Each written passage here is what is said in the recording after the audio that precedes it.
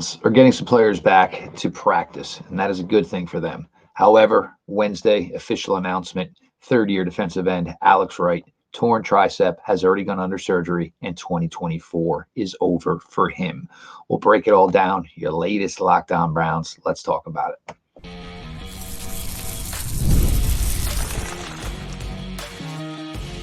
You are Locked On Browns, your daily Cleveland Browns podcast.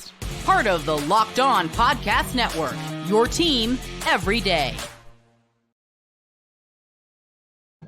Welcome back, my friends, to the show that never ends, your daily delivery of all things Dog Pound LGB on the LOB, the Locked On Browns podcast, brought to the Locked On Podcast Network, your team every day. I am your host, Jeff Lloyd, and we appreciate everybody who makes Locked On Browns their first listen every single day.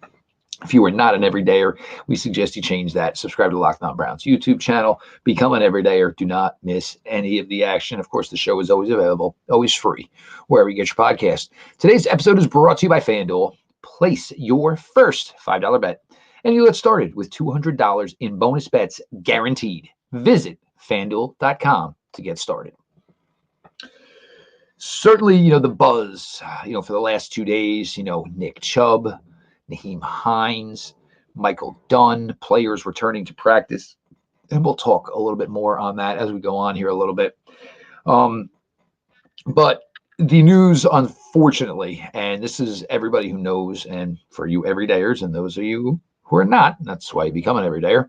One of the players that I had highlighted, most of, the offseason, the spring, the summer, and I really thought was going to make a tremendous jump here in year 3 was defensive lineman, sometimes on the inside, certainly sometimes on the outside, Alex Wright. Unfortunately, Alex Wright, who had been banged up, finally got the final word that the tricep was torn to the point that, he couldn't go any further. It had to be surgically repaired. It was surgically repaired Wednesday. The Browns are going to place Alex Wright on season-ending injured reserve.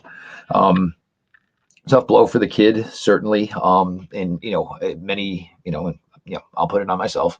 I had pegged Alex Wright to probably end up the season being the guy with the second most amount of, snaps, snap count would be second highest to Myles Garrett on this defense. We're not going to get to see that, unfortunately. And the Browns are going to be, in a spot here with Alex Wright. Next year will be the final year of Alex Wright's rookie deal. Certainly time, of course, for the Browns to, give him the time to see where he's at next year, full health, because everything is expected that Alex Wright will return to full health for next season. But you were hoping you were going to get to see more of this player, so the Browns could decide whether or not it was going to be time to commit to a further, relationship and contract extension, of course, for Alex Wright, to keep him here in Cleveland for a while. So this is certainly, a blow for the Browns as far as they're managing their 53-man roster going further. By further, I mean beyond this season. Certainly a huge blow for Alex Wright. It's just difficult. Alex Wright as a rookie probably played more than he was ready to. And for all intents and purposes, he showed pretty well. Alex was, he wasn't really, a pass rusher so much, but he was very, contributing very well in, in run defense. He was an assignment driven player. He was, I talk all the time about, being smart enough and intelligent enough to set the edge. Alex Wright was doing all of those things for this Cleveland Browns defense. Year 2, last year, we got to see really, a jump, closed out the regular season. I think it was 3 straight games with sacks in every game. Was really, really starting to come on as a player. So certainly, a tough blow for Alex. There's no question about it. And, the Browns, how do you manipulate the roster here? Everybody's probably wondering what's exactly going to happen as far as the defensive line. The way it's been up until this point is Browns have been playing and dressing 5 defensive ends. They have only been dressing 4 defensive tackles. My assumption is that will change after the Commanders game when Mike Hall is officially reinstated, coming back to practice, certainly getting his first opportunity to take NFL reps with this team. So Michael Hall, and I've talked about this before with Hall. I do think the thing that I did like about Michael Hall, and I loved this, and I talked about this during the draft process, and why I liked him so much for a Cleveland Browns fit, is if you took at the athletic testing, you thought that there would be a way he could probably take snaps at edge as a pass rusher in nickel and dime situations. Mike Hall is not a big guy to be playing the interior. He bulked up to get to 300 pounds to his pro day, 6'2". But the athletic testing was pretty solid. So you can use Mike in a two-way role. So just as the Browns are losing, a promising young developing player, hopefully after Sunday's game, they will be bringing in a promising young defensive line player. You have to think for Isaiah McGuire, this is an opportunity here. You don't know how much more time you have with Zadarius Smith. And the other thing is you don't want to be playing Myles Garrett, a boatload of reps. There's just no choice here. He's probably on a pain management, load management situation right now. You're getting good production out of Myles Garrett, leading the NFL in pressures, 4 sacks through 4 games. All the numbers are still pretty good for Myles Garrett. Maybe not giving you the extra special sauce, all the extra super highlights that we got last year that led to him becoming Defensive Player of the Year. But you understand he's hampered. And, you're not going to overtax him. We don't know what's going to be awaiting for Myles in the offseason. It appears that some type of medical treatment will be done to correct an issue that Myles is having that went back to when he was a child. It had some things done to correct, work on his feet, correct his feet, has not stopped him from being an insane athlete, an insane overall defender in the NFL. So all good, for that. But you have to understand that, it's not just losing the reps that Alex Wright was taking. It's just saying that you can't pile more reps onto Myles Garrett. So Isaiah McGuire certainly had the big forced fumble on a hit in the backfield last week that led to the Rodney McLeod touchdown. Did have a sack late last year in the New York Jet game. Was a big play at the time. So for Isaiah McGuire, Mike Hall, this is going to be an opportunity for both young players. And, look, you don't want to be 1-3 by any means whatsoever. But it will give the Browns an extended look at some young players that they think can be part of the future and certainly part of the future of the rotation of the defensive line.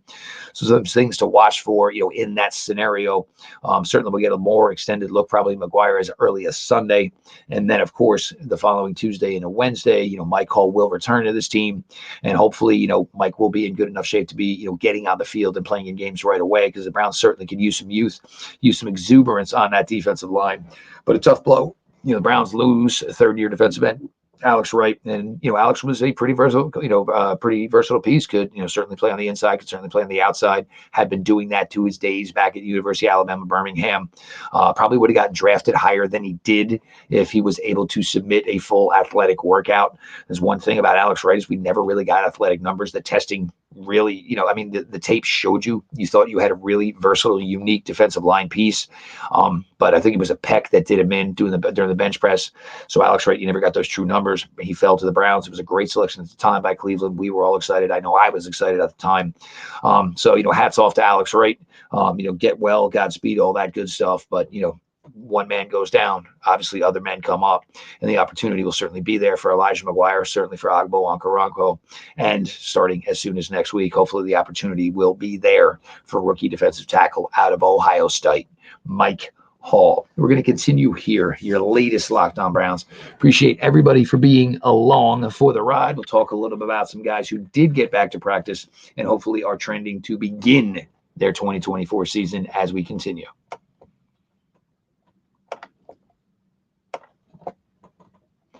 Prize Picks is the best place to get real money sports action. With over 10 million members and billions of dollars in awarded winnings, Prize Picks has made daily fantasy sports accessible to all. You just pick more or less on at least 2 players for a shot to win up to 100 times your cash. Run your game all season long on Prize Picks. Hey there, thanks for being a valued Prize Picks partner. As an experienced creator who understands your audience best, we're looking for your help to make the most compelling ad possible. So with Prize Picks, you can now win up to 100 times your money on Prize Picks with as little as 4 correct picks. Prize Picks is the best way to get in on sports action in over 30 states, including California, Florida, Georgia, and Texas. Prize Picks also offers weekly promotions that can lead to big payouts like Taco Tuesday. Each Tuesday, Prize Picks discounts select player projections up to 25% to provide even more value for your lineups. Prize Picks is the best way to win real money this football season. Which players are going off? Which ones aren't? Make your picks in less than 60 seconds and turn your sports opinions into real money all season long on Prize Picks. I really got to think you're going to look at Amari Cooper for a nice week this week. I really think you want to ride that Jerome Ford hand. The rushing number, the receiving number, you can probably double dip on Jerome Ford and get a nice return on your money this Sunday when the Browns head to Washington. Go to prizepicks.com and you can go ahead and sign up. You download the app and use the code LOCKEDONNFL to get $50 instantly after you play your first $5 lineup. Download this app today. Use code LOCKEDONNFL to get $50 instantly after you play your first $5 lineup. Game time. Run your game.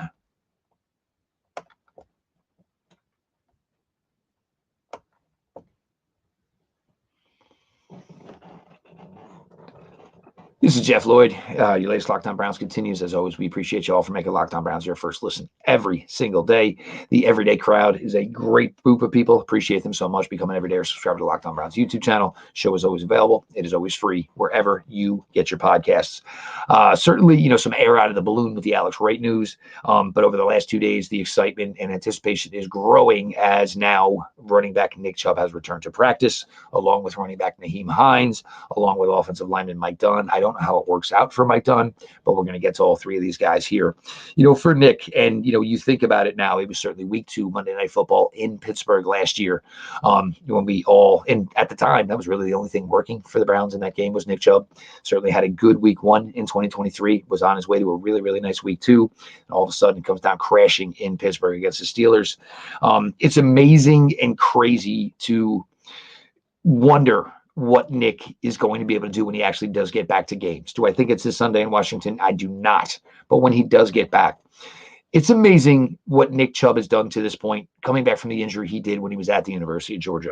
I still remember at the time, it was that spring. If you don't know who Matt Waldman is, I highly suggest you do and search for Matt Waldman. His football analysis is fantastic. But the other thing about Matt Waldman is he is a big-time Georgia football guy. And at the time, I saw something where Nick Chubb was already running on a treadmill. So, of course, I reached out to guys I knew who knew the program well. Matt Waldman was one of them. I'm like, Matt, is this even possible? You figured it was an old video resurfaced. And, basically he's like, look, medical miracle is literally what was the terminology used for Nick Chubb's recovery, which of course led to a fantastic final season at University of Georgia, led to him being a second-round pick for the Cleveland Browns, led to him being this all-time great Cleveland Brown to this point. But how do you expect, and what can you possibly expect for him to come back from this type of thing a second time? It's a tough thing to think about. It's a tough thing to certainly project. But the most important thing for a guy like Nicholas Jamal Chubb is he is going to be making at least some sort of return here. And, do I think it's this week in Washington? I don't. Do I think it's next week in Philadelphia? I probably still don't. I think you are looking at that return of this 3-game road trip back home for the Cincinnati Bengals, and that might be your sweet spot to get Nick in. Now, ideally, what are you thinking a workload could be for Nick Chubb? We certainly, you're looking to progress. You want to see how he handles these practices. Is there going to be any swelling in the knee? But what we do know to this point is he did practice on Wednesday. He did practice on Thursday. So far, so good. You try to stack these positive days. It's the whole thing about a recovery from a major injury is you keep trying to get positives up the ladder, up the ladder, up the ladder. And obviously, this is one of the biggest hurdles there is getting back to practice. The next largest hurdle, obviously, is getting back to games. So you think when Nick does come back, it's not going to even be a 50-50 split with Jerome Ford. It's going to be, some opportunities. Maybe it's 2 touches a quarter. Maybe it's a bit more. Who knows? Maybe the first game he only gets 5 touches. And you try to slowly work him back in. Does he have the confidence? Can he cut? Is he feeling it? And you'll know, we all know Nick. We've all seen Nick a long, long time. Once we see what Nick looks like on the field, we'll know how close he is and where he is to being in relation to the star running back for the Cleveland Browns that we've all fallen in love with since 2018. So that is going to be crucial. I said the other thing that is very big here is just getting Nick back around. Look, this team is close to the disarray thing, and it's understandably for a team that is 1-3 and should be 3-1. It is certainly understandable that this team is teetering in the confidence, man. There's no doubt about that. It's certainly understandable. But you bring a guy like Nick back, and that does change some things. No question about it, does it change some things. So getting Nick back here, hopefully can kind of get this culture. And, if it's fallen this way, hopefully Nick is a strong enough guy to pull it back a little bit closer to where it needs to be. Nyheim Hines. I'm a little surprised. It's been a lot longer for Naheem Hines, but the other thing is it's a lot more difficult to project what exactly went on with Naheem Hines's injury. His was suffered, obviously in a watercraft, accident, which is what caused his injury. So it's a little bit different as opposed to just a regular, football injury where ligaments go, this, that, and the other thing. I know the Browns have hopes for using him as a return man. It was something he excelled in early in his career. The last time he did play for the Buffalo Bills, it was something he excelled in, a late season addition to that team, gave him a spark in the return game they did not have at the time. He's a good receiver out of the backfield. He can certainly take some carries. He was a nice prospect coming out of North Carolina State a few years ago. So just really, really excited to get both of these guys back. I mean, the pros. Obviously, Nick is one of the NFL's best running backs, but Naheem Hines is a really, really nice piece to add. For a guy like Pierre Strong, this could be a tough spot to be in here in a week or two when these guys are actually ready to go. Because Jerome Ford's going to stay. Dante Foreman's spot is probably really, really dicey too. But you got to think Pierre Strong is probably the guy who's going to be ending up on the outside looking in here in a couple of weeks when either one or both of these running backs is ready to return. Interior offensive lineman Michael Dunn. And look, Mike Dunn had been a big part of the Cleveland Browns, not necessarily last year, but in the last couple of years. A lot of spot duty, a little bit elongated duty, filling in on the interior. But, with whatever went on and, I don't know, and none of us know. And you think it's probably more a medical issue than it certainly was an injury issue. And with those types of things, you got HIPAA involved, and obviously things have to be kept kind of on the QT, with what's going on. But Michael Dunn is back at practice.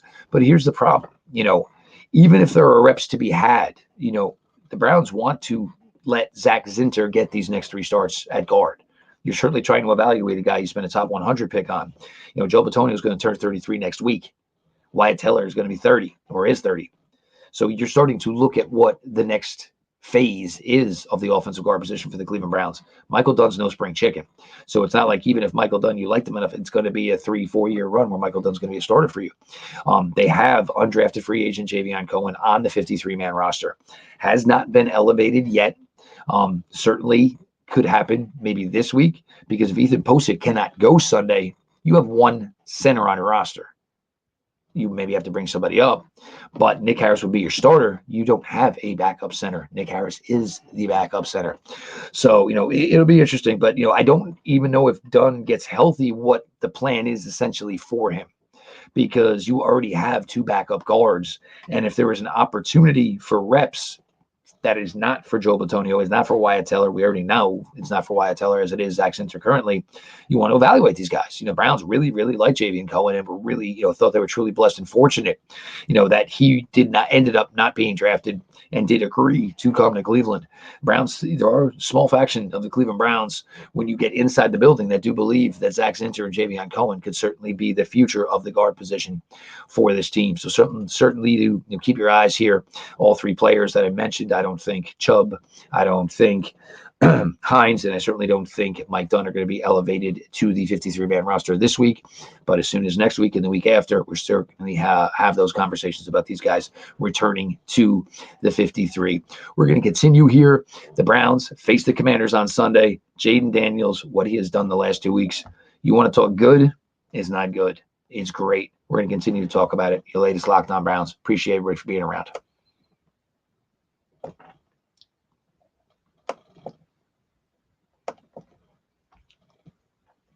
Hey, NFL fans, you can start the season with a big return on FanDuel, America's #1 sportsbook. So when you get a hunch in the middle of the game, you can check out the latest stats, view live play-by-play, and so much more on the same page where you place your bets. You'll get started with $200 in bonus bets guaranteed when you place your first $5 bet. That's FanDuel.com.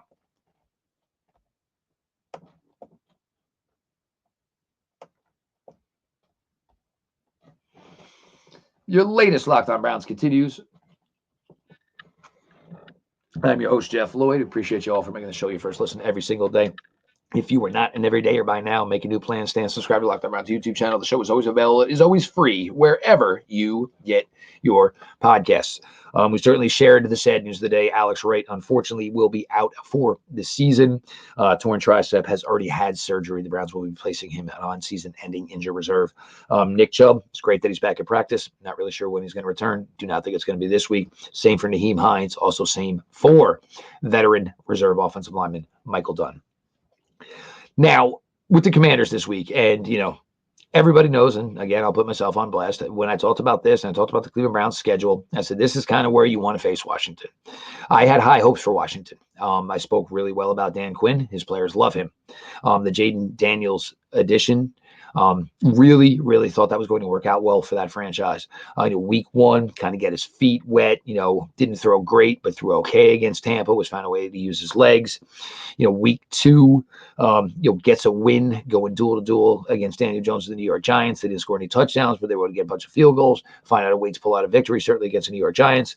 Come back a week and a day later in Cincinnati, Monday Night Football, Heisman Trophy winner versus Heisman Trophy winner, both former LSU Tigers, and Jaden Daniels goes out there in Joe Burrow's house and just put on a show. Put together one of the greatest statistical games I have ever seen.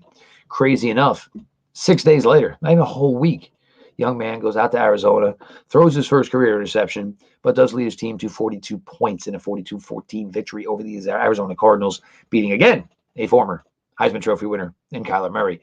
Now, big game hunting, certainly. Not shying away from the stage, certainly. Jaden Daniels is going to be a problem in this league. And I look at him, and I think the comparisons, and you get a lot of it, are to Lamar Jackson. I think where both players are at, where they're at the time, both players were 3-1 in their first 4 games. I think Lamar Jackson was probably more electric with his legs, but some of that also has to do with how the Ravens called games for Lamar Jackson in those days. I think Jaden Daniels, at this point in his career, was probably the more established passer. Still fast, still a really good athlete, still capable of controlling a game with his legs, or running off big plays, or changing momentum of a game with his legs. He's a player, and the Browns are going to have their hands full defending him. You are going to have to be disciplined. And this is the thing that, where you're going to look to Jim Schwartz here. Look, Jim Schwartz is regarded as one of the best defense coordinators that's, basically ever been in the NFL. And regardless, you are looking at a rookie quarterback. Right now, he's a very successful rookie quarterback. But Jim Schwartz, your job in this situation, if you're Jim Schwartz, is I got to see what the kid has seen, and I got to make sure I show the kid what he hasn't seen. So you need to start adjusting a little bit if you're Jim Schwartz. Last year was fantastic. It was incredible. It really was. This Cleveland Browns defense was, a bad group of individuals. Right now, it's not the case. I don't want to say they're playing undisciplined. I just think they are not playing as together as they need to. Last year, you didn't notice the missed tackles as much. You want to know why? Because there was usually 1, 2, if not 3 Cleveland Browns defenders within the vicinity of whoever had the ball. So even if the first guy missed, the second and third guys were there to clean it up. They gang tackled better. They got more hats to the football collectively better last season than they are currently doing this season. It's a tough haul right now, and it's a really tough spot. Number 1, you're 1-3. Number 2, you're going on the road. Number 3, all of your units kind of have a little bit of warts right now. Certainly some have bigger warts than others. But this whole team, individual groups, collectively offensively, collectively defensively, all have to get it on the same page and quickly. Otherwise, Nick Chubb coming back 2 weeks from Sunday might not matter. If you're 1-5, well, you really think you're going to rip off 11 in a row? That's a lot to ask. So this team really needs to find a shred water here over the next couple of weeks. And, I'll take 1 win over the next 2 weeks. I'd ideally want to get to 3-3 as I start to get all my guys back. It's It's going to be tough, and it is. I mean, they have one thing on their side. I almost said Redskins. Commanders running back Brian Robinson did not practice for 2 days in a row now. So certainly when we come back tomorrow with the final pregame show, hopefully have all the information we need there, and certainly ins and outs as to who is going to be playing, certainly for Cleveland, and more importantly, who is going to be playing for the Washington Commanders. The Commanders come into this a lot more healthy than the Browns do. Browns still have a couple players who have not practiced. Conklin was limited today. Jedrick Wills was limited today. James Hudson did not practice today.